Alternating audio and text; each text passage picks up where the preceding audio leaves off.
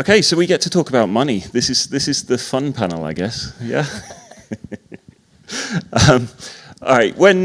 Let's start with a round of intros. Like everyone knows your name now, but do you want to say a little bit about where you're from and what you do? Sure. I'm Simay Dinç. I'm from Istanbul, Turkey. Have you ever been to Istanbul, Turkey? Amazing, right?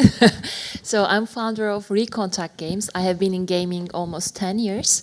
So when I entered the gaming industry with Recontact, I observed that very few women interested into gaming. So I established Women in Games Turkey. Up until now, we reached out to 7,000 people, and we provide free workshops, masterclasses, hackathons, boot camp. So that's one of my mission also. And yeah, do I need to keep continuing or just short? Entirely up to you. It's glad to be here. Fantastic. Anton. Hi, I'm Anton. I'm originally from Belarus, but been living in Cyprus for the past 7 years. I've been in games for over 11 years now. Originally from corporate development, so investments, all that stuff, boring stuff, but also had my own mobile gaming studio, so being on both sides of the table. Currently with Mika Games, we are investing in mobile game studios. Thanks. Hi, my name is Shanti. I'm the founding partner of a venture fund called Transcend. I'm originally from California, but I now live here in Lisbon, Portugal. My background is almost exclusively video games. I've been in games for about 30 years. Half of that was in game production, so I used to make games, some of which you might have heard of, like FIFA and The Sims, and a bunch you almost certainly have not. And I moved over to doing deal work about halfway through, so I've done 15 years worth of corporate development, business development, investments, including investments on my own dime with just angel investing into companies. Prior to starting Transcend in 2020, we invest primarily at the earliest stages of company development in digital entertainment, including game development, but not exclusively limited to. I'm Binni. I'm originally from Iceland, but I've been in the Stockholm gaming industry for a very long time, working on products like Minecraft, Battlefield, Paradox, Tokaboka. Been all over. I work for Behold Ventures, which is a kind of a new gaming fund in Europe. It's 2 years old, already invested in 17 European gaming companies and plan to invest in probably around 20 more in the next 2 to 3 years. And Behold Ventures, we're 4 people. We all have 15 years or more of experience in the gaming industry, focused on the European market and seed investment, early stage equity investor. Cool. And I'm Adam. I'm the Global Director of Product for AppsFlyer. We do attribution for ads. Look us up. I've also got a couple of podcasts, so feel free to look those up as well. Right. I thought we'd approach this in a slightly different way. I've been in gaming for quite a long time. I've been on the product side mostly. And let's just say that I'm going to start a gaming company, right? What avenues are open to me in terms of investment? Like, where is a good place to start? I can take a crack at that. So there are a lot of ways you can fund a business, and game companies are a type of business, of course. Starting from like friends and family money, taking money from your closest relatives if you're very confident of what you're doing. Game companies, I think, are a risky investment typically, and so it's not always available to go that route. Going up to kind of safe money like banks and such, also usually not available to game companies. Working with people in the industry, if you've been in the industry for a while, is often a choice. So working with, we call them strategics in our business, but it's big publishers that you probably have all heard of. So partnering with companies that you already know, whether that's getting them to invest in your company or doing work for hire deals and working your way up organically. Those are always options. Venture investing, which is what I do, is also an option. That's a very specific type of investment. Venture investors look for high return on their investments. They do equity investments, meaning they take a portion of the company. So this is not a revenue share. This is not a type of deal that you would do with a publisher. This is very different. And it is a long-term relationship. Venture investors are around your company, helping grow it for 5, 7, potentially 10 years, and they have very high expectations for the return on that investment over that longer cycle. Interesting. Okay.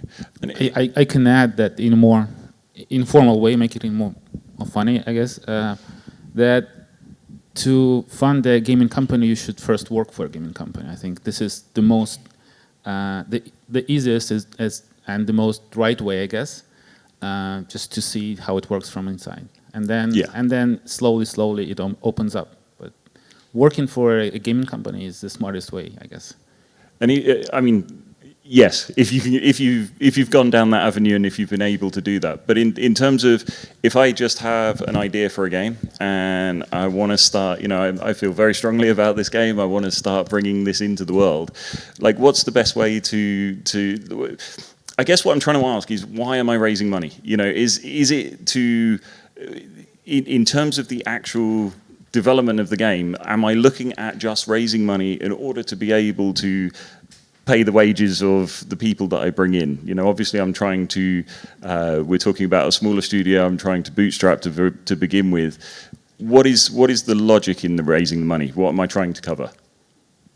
So if you're looking for guidance also, because we see investment and the publisher investment is there is key difference between vision and also the involvement, right?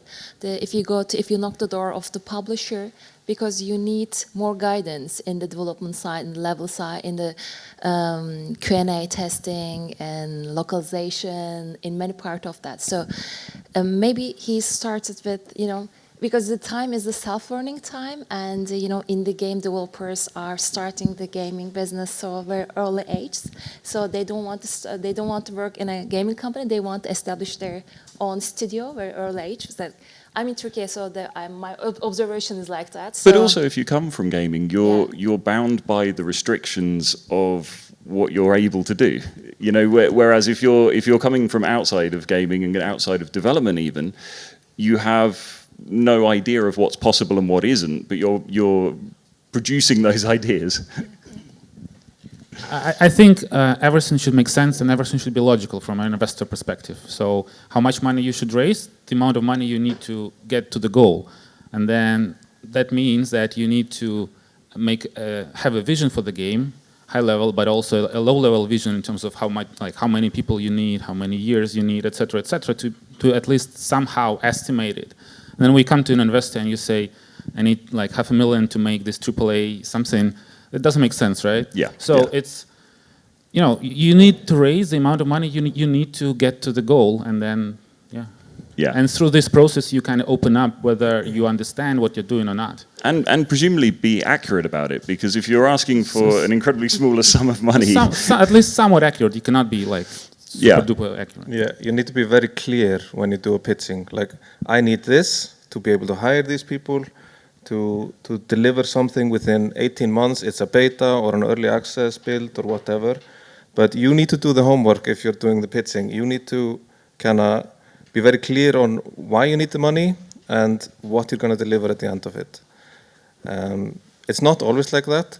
And sometimes it does happen that people ask for too little. We see okay, you're asking for a runway for 12 months and you're going to do it with 4 people. We actually think you need 18 months and more people to do this properly. So it does happen. Most of the times. Yeah. I think it's also worth understanding the relationship you're entering into by taking people's money. So again, if you take money from your family, you kind of, whatever that dynamic is, you probably know best. But if you are talking to a professional investor and asking for their money to hit a goal, they're going to expect that money back. And depending on what your partnership relationship is, all the types that I mentioned earlier, the hurdle is higher. And so that implies a certain amount of credibility on your part in terms of the employees you're trying to hire with the money and the investors that you're taking on. And so, it is a serious thing to do. It is not something to be entered into lightly. Yeah, for sure. And so if you have a game that you want to make because you want to make that game, that's a wonderful thing. It doesn't necessarily mean it's a business, and it doesn't necessarily mean it's a venture investable business.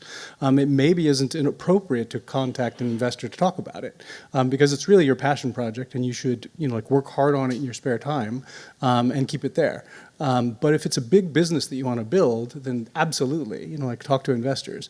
But I think there is sometimes some confusion around why you want to go, get money because like, oh, well, I want to hit this next milestone.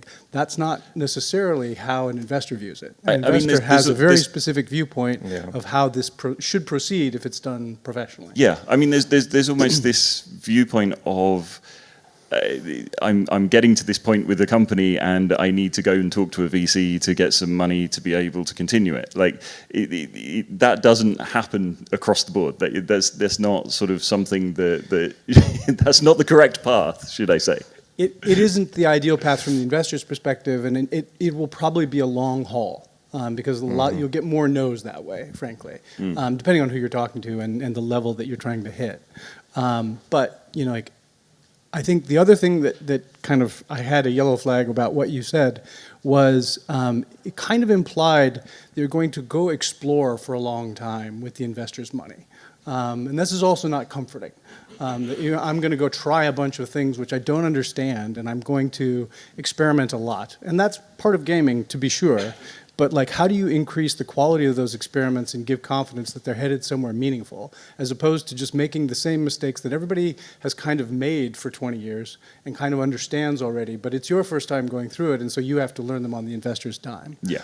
So that's not perceived with a lot of passion on the investor side. And so, it is worth understanding how this is heard by the people that you're talking to, because they have their own business, they have their own goals, and the fit is very, kind of important for it to be a good relationship. Yeah, it needs to be a serious kind of relationship. Yeah.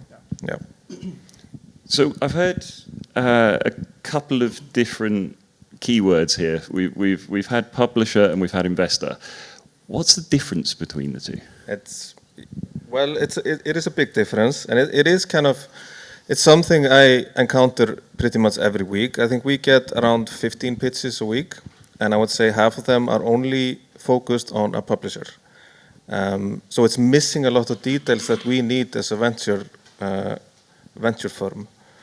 A publisher it's usually project-based. It's a very different deal. They take a lot, usually pretty high percentage. There's a lot of different publishing agreements in place all over the place. But venture is different. We take an equity in the company, and we are, at least us as a venture firm, we are helping you in building this company long term. We are investing in you as a founder more than we are investing in your next game. At least that's how we see it. So coming in and just pitching your next game, saying what you need only for your next game, that's not enough for a venture firm. We need to see what's your long-term vision for this company, because we don't expect an exit in 2 or 3 years. We expect it in maybe 5 to 7 years, something like that. So that's not just one game, that's 2, 3 games. So we need to see, is this person and this founding team going to be good enough to actually build something that will lead towards an exit? And that's also a very different distinction. Publisher is looking for revenue from the next game. A venture firm is always looking for an exit, and there are various ways to get an exit, but it needs to be the end goal here, that the venture investor does an exit. Yeah, I would agree with that, and I would just point out that there's a key bit of alignment that happens in both those tracks that's different. The publisher is very aligned with you, the developer, on the product. So they want to make a great product. There's some, like nuance in how the deal is negotiated in terms of like who gets what from that product. But in terms of making a great product, you're definitely aligned.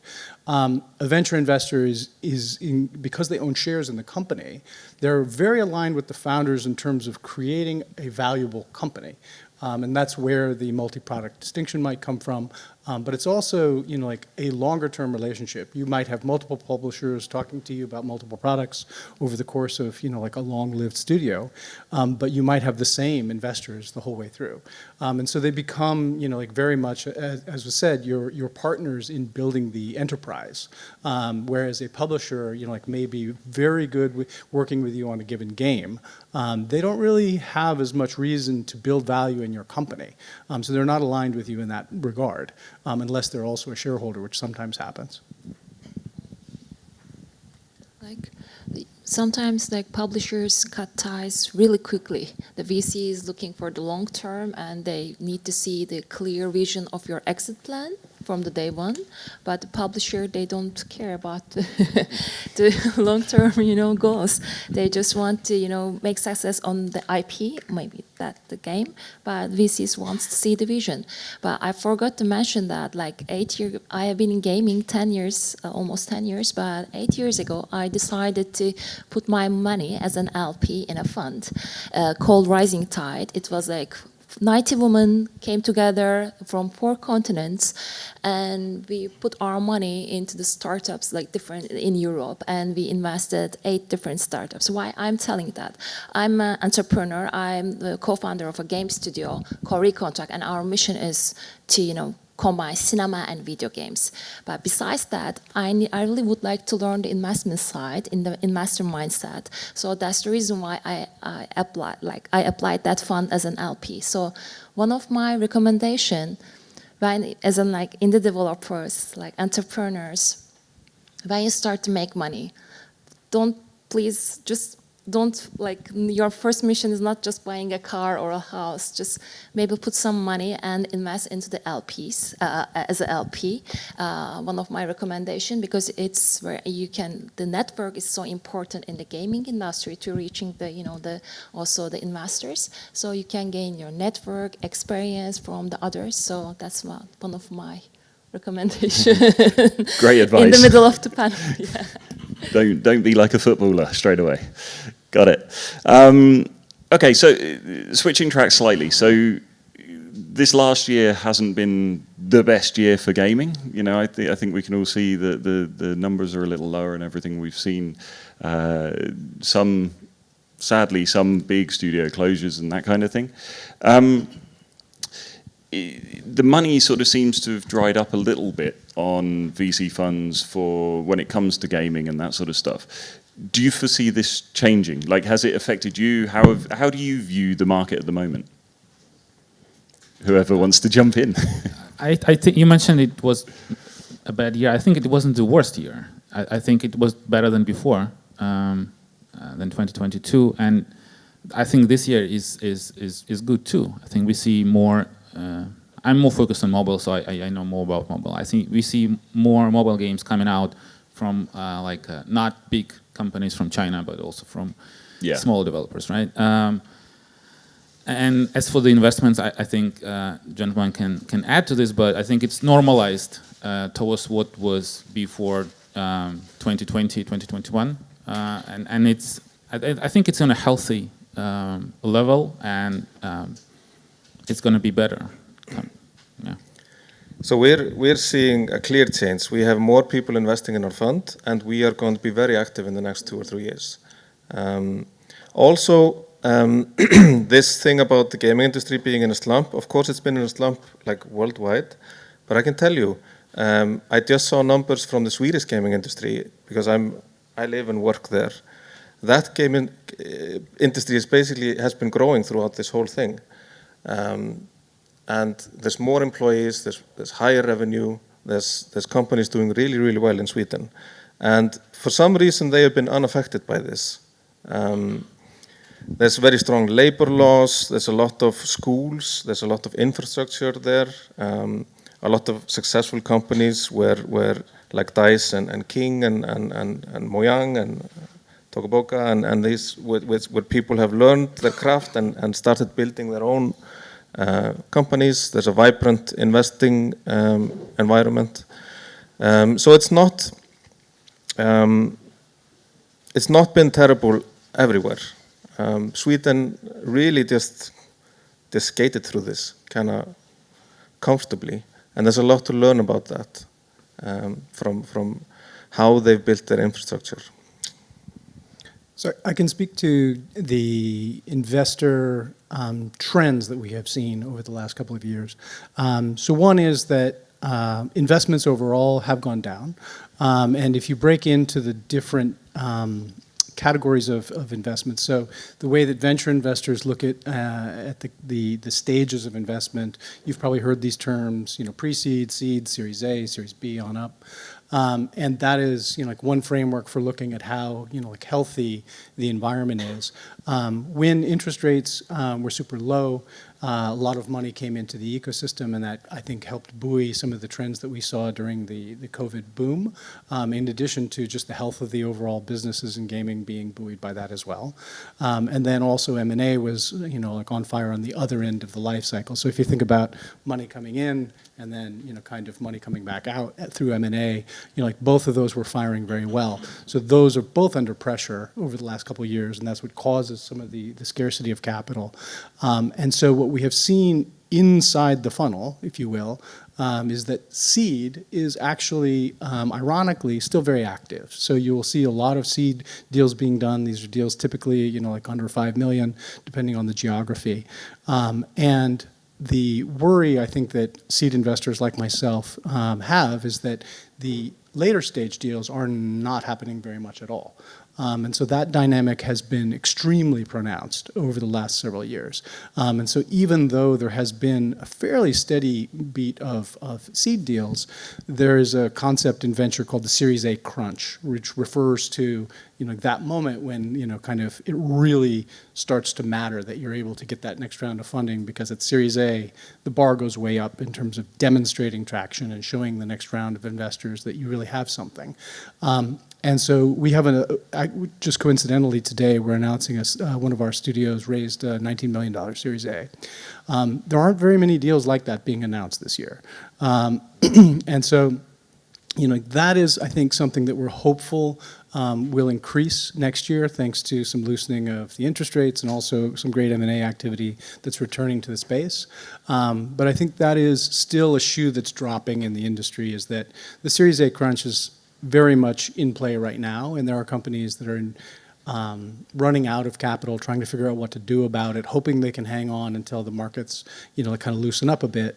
But right now, the number of companies graduating from seed to Series A is quite low. Yeah, that's a big worry for us as seed investors. But there are signs. I mean, Microsoft just announced that they're going to be really putting a lot of money into M&A, which is really good.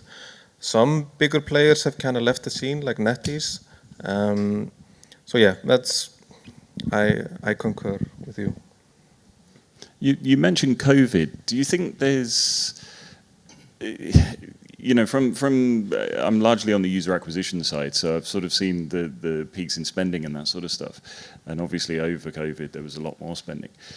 Do you think there's still some kind of leveling going on from that COVID period and the boost in revenue and everything from that period, that a lot of the companies are sort of almost taking a long time to readjust and get on some sort of stability? Anyone? I think it normalized more or less, and I think what's more important, studios, especially in mobile user acquisition, a lot of them adjusted to ATT changes and all of that. Somewhat, not fully, obviously. And in recent months, there's a problem with UI on iOS. But people at least psychologically, understand that this is the reality now, and they're doing stuff, right? So yeah. I think in terms of gaming revenue as a market, I think we're stabilized, and it'll be growing going forward. Cool. I think it's positive, net positive for me. Excellent. Even on mobile, even on mobile free-to-play. Because I know a lot of VCs are shifted their focus in last year and this year to PC, AA, PC Premium, which is great for that part of the industry, but that left a big was opportunity that shift in mobile. Was that shift because mobile got more challenging? Yeah, of course. Yeah. It's a risk of setting. Yeah. Also, there's a big migration in Turkey. Like in Turkey right now, we have 10,000 people working in the gaming industry, and we have 800 active studios, more than 3,000 in the developers. And there's a big migration from mobile to PC. We are a mobile-first country because of the Peak Games exit was it's peaked. It's really peaked. It was everything is changed 2020 in Turkey because our first unicorn born. And when the 80 people left the peak and they established their own company, then the unicorn gave birth to the other unicorn. So it came, maybe you heard Dream Games, Spike. Spike just secured the second $50 million just a couple of months ago. So the thing is, mobile is so competitive, and spray and pray strategy is not working in mobile right now. And now we see very good PC games in our country, let's say. Yeah. Okay. I mean, that kind of leads on nicely to the next part of this, which is looking at different platforms. And what's your kind of hunch for the future, and what should people be looking at developing on at the moment? I also want to answer the previous question. The gaming business right now, like last year, like from 2022, like 24,000 people lost their jobs in the gaming industry. And I have a question to all of you. So that situation that caused to let the super indies born. So because, I met many people, they fired and they established their small studio with the power of the AI. So they are working on the new IPs, new games, especially on PC. What do you think about that? Do you see maybe that's one of the reasons you are investing more seed funds, because there are more new studios is entering the gaming industry. Like before they were working in big companies, now they're establishing their own studios. Did you see the difference in the recent years? No? So there's a couple of things there. So the role of AI, like the alumni networks leaving, kind of big companies, and then I think you had asked about platforms. We can deal with the platforms afterwards. Yeah. So just to tackle one of those. So the role of AI in games, I think, is very hotly discussed right now. It is a very hot topic in investment communities. It isn't necessarily seen as a platform, I don't think. I think it's seen as an enabling technology. Enabling what, I think, is the big question. But unlike some of the kind of more questionable investment booms that you may have heard of late, like blockchain, metaverse, et cetera, this one has, I think, much more velocity and practicality to it, at least in our own portfolio. And so I would say it's hard to argue that it won't have pretty significant impacts. I think it does play across some of the other dynamics that have been brought up around what does it mean for labor? What does it mean for hiring and people leaving big companies to go start AI-powered like studios or what have you? And I don't think anybody has the single answer to any of that just yet. But what we can say in our own portfolio is that there is a form of AI-powered game development that you could just drop the words AI-powered and just call it game development, because it's just another tool that gets used in the in the chain, so to speak. It's different in that it is, I think, turbocharging some of these dynamics that are going on in the industry. So we have several studios. I'll just tell you the name of the company that's announcing the $19 million round. It's called Ruckus. And they are an example of this. So they're a very small, very veteran studio with extremely, kind of significant capabilities to leverage AI and stay small and develop, like a AAA game. And so that type of thing we do see on the content side, where AI is turning into a tool for smaller developers to punch above their weight, at least for now. Clearly, as this gets adopted more broadly and more aggressively by larger teams, like that advantage may go away depending on how the application rolls out. But it is definitely a hot topic. Like AI meets games. You won't hear it, like undiscussed at a conference like this. That said, I think there's a lot of debate around like what it really means in practice.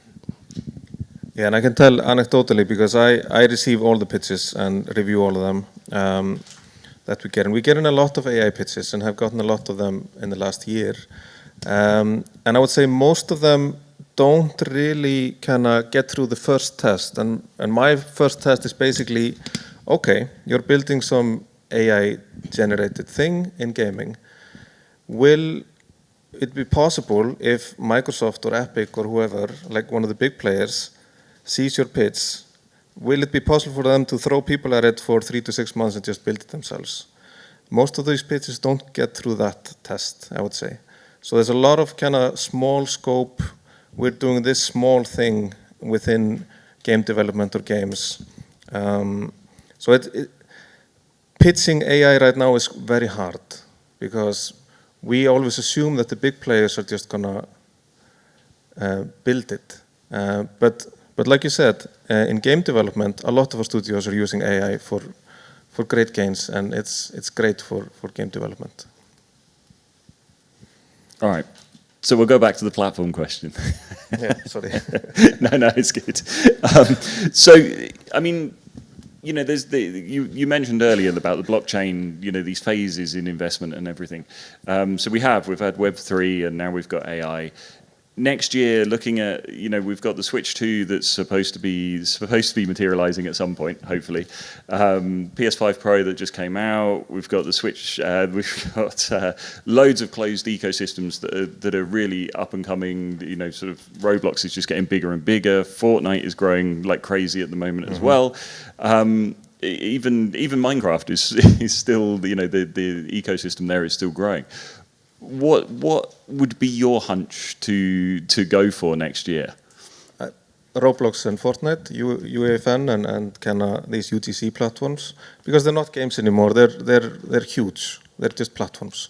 But don't you, by developing on them, you're at the developer's will, right? I mean, that's true. It's similar to Apple and Google with mobile, but at the same time, it's slightly more controlled and.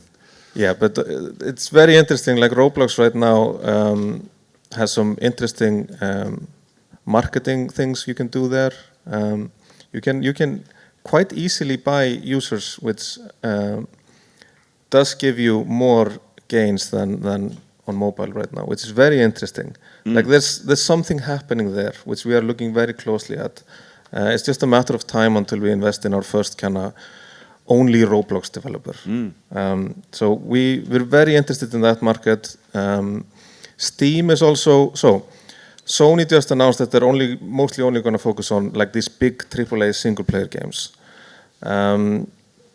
We are very interested in what's happening in the PC environment because it does feel like anything that has to do with kind of these classic games, any new things that are happening, they seem to be happening on Steam first.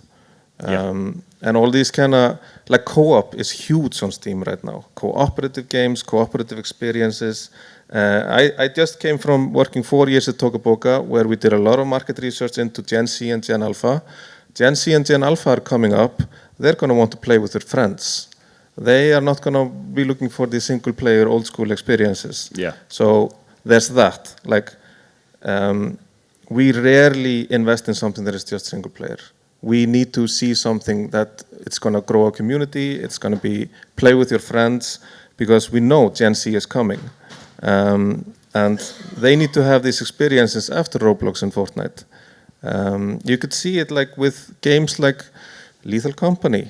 Like these smaller games will just blow up, and there's a reason for it. It's because they're making these fun experiences to play with your friends. Yeah. These emergent experiences, like dynamic experiences. That's what we're looking at very, very closely. I would add, if you want to pitch an investor and get their attention around I wouldn't necessarily even think of it as a platform discussion. If you can cogently speak to growth, regardless of platform, Telegram. You know, like there's a lot of discussion right now that Telegram is an amazing place to get users. I think there's a lot of question marks around what that really means. But like if you want to get an investor's attention around your platform strategy, translate it into growth. Because whether it's first on PC, mobile, Telegram, Discord, what have you, really that's the game you're playing. And I think one of the lessons that we've been taught as an industry is to look for technological disruption as the gateway to growth. And I don't think that that's necessarily the only way to do it these days, because there have been, you know, like so many platform aggregation plays. You know, like Facebook, of course, is the one that is probably the biggest in most recent memory, where a non-hardware, a non-technology play essentially related to massive distribution system opening up. And so, you know, like whether it is through a platform like that or a technological change, you know, like the view of our fund we call ourselves an audience-first fund, which is a bit of an esoteric concept. But what we mean by that is, you know, like it is less about, you know, like the understanding of the technical landscape anymore, particularly in the age of AI and co-piloting and all that. But it's about a deep understanding and an insight into an audience and why they should care about what you're building, and how you reach them is a really multivariate equation these days, because you can reach them through all those things I just mentioned. And so growth across that landscape is, you know, like the holy grail, in my opinion. I love that you brought up being platform agnostic, because it fits in beautifully with the next question. Words. So if you're developing on Steam at the moment, like I know quite a few people are. Yeah. Who's developing on Steam at the moment? Okay, not as many as I thought. Should you, if you are, should you be ignoring mobile? Because obviously mobile is quite a big area. We've seen games like Supermarket Simulator recently that did very well on Steam. They didn't release a mobile version of the game, and now there's 19 clones of that on mobile now that are all doing fairly well. You know, is it a mistake to only develop for one platform? I mean, you kind of answered that earlier. Well, I mean, I'll just reiterate my point, because I think it answers this, and to some degree, at least from our viewpoint, is that, you know, like I would never ignore any platform where your audience is and you can have a meaningful experience there. So yes, there are tons of examples of things that were innovated largely on PC and then were transferred to mobile to great effect. And you know, like I don't think those developers ignored mobile. I think they were just too small and busy to, you know, like execute on the opportunity which was there. And I think this is a very common story of platform arbitrage that goes back a long ways in the industry. You can, you know, look at, you know, again, Facebook is an example of platform arbitrage in many respects. And so, you know, like I wouldn't encourage you to ignore any platform, but I would encourage you to be deeply aware of how your play experience can best be expressed in a strategic way to capture it across as many platforms as possible. Actually, today morning we were discussing with Mehdi, so like this year 15,000 new games launch in Steam, and because of the, you know, like if you're launching on Steam, and the thing is, if you're like first you would like to publish on Steam, you have in your company, if you're like 3 people, 4 people, it doesn't matter, but the first day you need to start community building. Community building is so important on the Steam, and it takes time, and it's, you know, and also the other thing is also the marketing. And the Steam marketing and mobile game marketing is so different. It's 2 different roles, and you need to take care of it. So yeah, it's right now, because of the wish list, remember, you need to high metrics too when you establish the game. So it takes time. And as Shanti said, because they're small companies, so they don't have that experience in the other platforms. So that's the reason why maybe they stuck in the PC. For sure. So. For sure. A lot of PC developers give up too early on mobile, I would say. They test something and it didn't work, and they're like, oh no, nobody buys stuff on mobile. And it's not like that. Like there's companies out there. I was just visiting a company last month called Playdigious in France, and they made it their business to port these kind of games that have been successful on Steam or somewhere else, and to port them to mobile. And some of their games have been extremely successful on mobile. Yeah. Games you would not expect them to be successful just because they did a really strong port. That sells on mobile. It's one of the biggest success in games that are not free to play on mobile. Nobody would have expected, well, very few people would have expected that Dead Cells would fit on a mobile platform, because it is so it's so fast and dynamic and all that. but just making a really good port of it, it sold so much. So there's been quite a few lately being added to Apple Arcade as well. Like, obviously a different model, but there's been quite a few coming through. You know, successful Steam games. Yeah. Smaller ones, obviously. There's plenty of opportunities still on mobile, even though the bigger ones are getting bigger and King is getting more and more money and all the Finnish studios are getting more and more money. It's still, there's so much, it's still the biggest audience. So there's so much to gain there if you do it properly. Yeah, I just wanted to actually reiterate your point in that if you are talking to an investor and making a pitch, I think you have to be smart about how you position your platforms, and just saying we are making it like a PC game for Steam, but we also will do console and mobile. It doesn't make sense. It almost like undermines your position with talking to an investor. Yeah, you should be laser focused on something specific compared to your abilities. Of course, if you have like a large team and you're raising like a 50 million from a big VC fund, of course you can go cross-platform day one if the game vision supports it. But if you're a smaller team and you need like $500,000 like pre-seed or seed investment, it's smart to just be super focused and then realistic about your abilities and what you understand about different platforms. And if you made 2 AA games for Steam like through the years, and now you say to investor, I'm doing a mobile game, it just doesn't make sense, typically. So I was thinking of conversations inside our fund where we have evaluated pitches that are essentially this strategy, where you're like, hey, we're going to go, kind of mine, early primitives on Steam and look for great things that we can translate to mobile or some other platform. And the reason it's such a unsatisfying debate inside our fund is that we don't particularly care for those type of pitches just because we don't find them very understanding of their audience and very insightful into how they'll build a company off of this one single arbitrage, unless they can make a company out of arbitraging that a lot, which is a hard thing to invest in. Knowing full well that this would have caused us to not invest in Supercell, because essentially Clash of Clans is like backyard monsters on mobile, and Fall Guys, Stumble Guys. I mean, I think we've all seen these company making instances of this working, and so this is like not an easy thing to parse through on the investment side, I would say. I can also add about mobile, why I think it's still a good platform to build for, and kind of reiterating your point too. It's a lot of opportunity because I think what's stagnant on mobile is creativity. Like a lot of games are just copycats and very, very, very similar. But if you're lucky enough and smart enough to innovate in certain aspect of the game, either core mechanic, or monetization, or progression, or whatnot, this is what stands out, and this is where it's easy to raise funds. It's easier to get marketing or publishing partner. It helps, across the board. And I think in all our discussion, there's the word innovation about talent and innovation hasn't been spoken enough. Yeah. And I think it's still super, super, super important. Yeah, massively.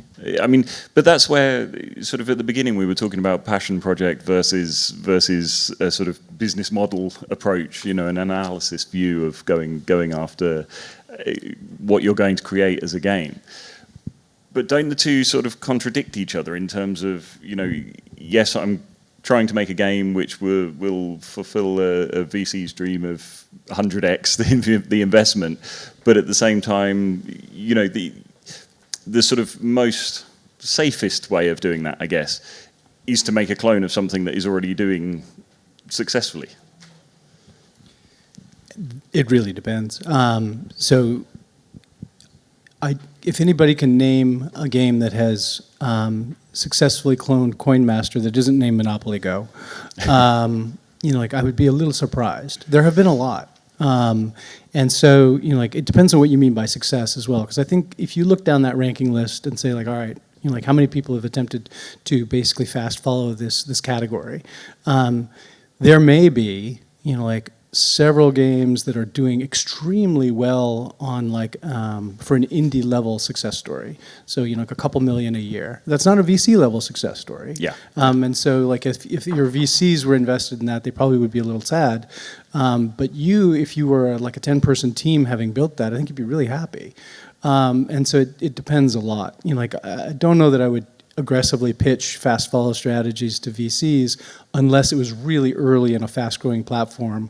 It's worked really well in the early days of Facebook. It worked really well in the early days of mobile. It works less well when it's a red ocean and like there's a ton of people already doing it. Makes complete sense. Totally agree. Yeah. All right, so we've got like 10 minutes left. So I'd love to know what are some of the kind of issues that arise that trip studios up that you've seen, because you've worked with a lot of different companies, you've seen a lot of different things. What are some of the things that sort of people should look out for that actively trip people up? So in development or just pitching to investors, or We can go from pitching or the actual running of company. So maybe, Billy, could you please, tell more about the process to, when because we are knocking the door of the VCs, and how is the process? Because sometimes the developers losing their hopes during that process because the VCs are not replying back so quickly. So because every week they are seeing like more than 20 pitches, right? So it's very hard to get back to them. So could you please tell about the process to indies to And how many no's should you take? so we can't give detailed feedback to everyone. But I could actually, if I had endless amount of time, I could go through every pitch and say what you did wrong, basically. I think the main thing is, at least for a VC, we need to see there's a confidence here. Like, you're a confident pitcher. You're pitching something that you're selling a future and something that is like, you have a compelling story. That's kind of the first one I say. Like, you need to show that you're super confident in your ability to create a lot of growth and a lot of money, and a lot of, I would say, I get in like we get in like 15 pitches a week. Maybe 2 of them get a meeting. A very small percentage of those that actually get a meeting come into that meeting very confident. So I think that's interesting. The pitch material looked great. It had most of the info that we needed. Usually they're not perfect. And we were like, oh, this is an interesting concept. And then you go to a meeting and there's no confidence behind it. There's some, but you need to go into the meeting and say like, hey, I'm going to win this market. I'm going to be the best at this. Like, I have a fantastic idea. Self-belief. Yeah, or just show that, at least fake it. And I have this experienced co-founding team with me, and because we are awesome, we are going to make something awesome. Like, how many pitches do you get like that? A lot. But I mean, Well, as an American living in Europe, I would say, like, the fake it until you make it attitude is definitely lower here. Yeah. Which I don't know if that's a bad thing, to be honest with you. I find it very refreshing. But so we only invest in Europe, so that's why. That's why we invest globally, so we see a kind of a variety of different styles, and like. That one is compelling because I mean, frankly, it works because it has the orientation of saying, like the thing that VCs need to hear, which is that this is going to be big and we're the team to go build it, and here's why. But I would say a couple of things. First, starting even before you send your materials to a VC, if you've decided to do that, recognize that right now. Because the economy is kind of worse and there's so many kind of like companies in trouble, like VCs are on the receiving end of an incredibly large amount of pitches right now. So like we were always processing like pitches per year on the order of thousands. It's more right now just because there's so much activity. Some of which is people pursuing amazing growth businesses, and then some is just basically companies that are in trouble and need a lifeline. But is definitely, we have noticed, our inbox is definitely swollen pretty dramatically over the last year and a half. So there's that. But then, it does matter how you come in, particularly in that, like kind of large wave. If you know somebody there at the venture fund or like the strategic that you're pitching, that's helpful. Getting a warm intro is always the better way to go. But like at the end of the day, none of that really matters if you are building the right thing, which is you are in control of a business that you're building and you're very confident that it is a growth business that you are going to build, whether it's funded by this VC or not. And I think that's an important mentality to try and maintain. I know it's hard in the face of, like 100 no's or something. But like that is the only thing that will see you through in terms of conversations with investors, is that you have a vision and it's credible. That's the other part that I think is harder to quantify sometimes. Why you should be the one like kind of team that this investor backs to go after this big opportunity, which they've probably heard of before. If you have a very proprietary insight that nobody's ever heard of before, excellent. Chances are it's not true. And so you have to be like kind of the one backable team in the midst of everybody that's going after that category. I can add to that. Like, we get in a lot of pitches, and because there's a lot of pitches, we are driving them towards a no, basically. So the stacks, it is stacked against you from the get-go. Like, as soon as you start making mistakes and you're not taking feedback or whatever, we're just driving it towards a no. We're not driving every pitch towards a yes, because there's just so much of it. And I can say our pitch process, send in your pitch. Every pitch is reviewed by a human, and we do get back to you. So there's that. It's I don't know where I was going with this. But I think the question was why studios fail, like teams fail, right? Yeah, sort of mistakes that trip people up along the way. I can maybe add to this question. I think the studios fail on the fundraising process because there is a mismatch between what they do and who they ask. I think this is like 90%. And the reason you are not getting quick replies because typically investor either quickly see that you are not a match and just goes to the next patient. Like that's it. That's the truth, right? And if you are successful enough to raise or maybe have friends and family funds or what now, bootstrap, and I think the most obvious reason to fail is because of the founding team, or founding partners fight to each other or have different dissonance. This is like what I saw it many times in my practice. Like you have you think about your partners really, really, really well initially. I can say one thing that we do, at least I do quite a bit, is when I see something that is a great idea, but the pitch material or the pitch wasn't perfect, but I do like something about you as a founder or like something about the pitch, sometimes I give a lot of feedback and take a meeting a month later and see if you reacted to some of that feedback. And so I've had people, not that many, but there's a few that has been there for months, where I just regular meetings, see if you listen to feedback. We as funds, we don't want to micromanage stuff, but you need to be able to take feedback and act on it. We need to be able to see that. It's very important to us to see that we can actually work together over a longer term, and you're not going to be stubborn or very, very difficult to work with. It should be kind of a smooth working relationship. So sometimes I do this kind of test. It's a tip for those here. I can add a couple of small things that maybe not in pitching, but operationally. One of the things I think is it's just a big picture thing is there's a lot of people we engage with who are very passionate about the product they want to build, probably a game, less aware of the business that they want to build and the components that they're not seeing as a result of that. So growth is a huge one. So this goes back to what's the difference between a VC and a publisher. The publisher knows that they're the one who's going to market your product. A VC wants to understand how you're going to market your product.